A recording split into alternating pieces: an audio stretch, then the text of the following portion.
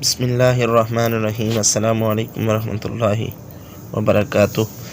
آج کی جو ویڈیو یہ کسی بزنس کی نہیں بلکہ آج ایک اللہ کی رحمت کی بڑی ویڈیو کہ اللہ کی رحمت کے سامنے صرف انسان ہی نہیں بلکہ جانور بھی جھکتے ہیں، اور جس طرح آپ دیکھ رہے ہیں اپنی سکرین پہ کہ اللہ رب العالمین کی بارگاہ کے اندر جو کبوتر ہے، اور جو جناب کبوتر ہے اللہ کے گھر کے اندر ہی، یعنی کتنے پیارے انداز کے اندر اللہ رب العالمین کو راضی کر رہا ہے۔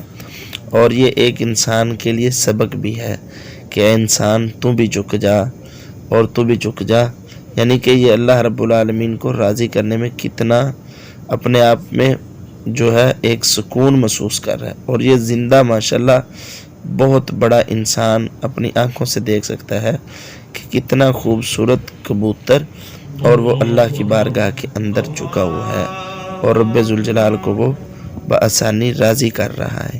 اس لیے کہ سبق دیتا ہے کہ انسان تو بھی رب ذوالجلال کی بارگاہ کے اندر ایسے ہی جھک جا، اور ایسے جھک جانے سے انسان کو بہت سارے فائدہ بھی ہو جائے گا۔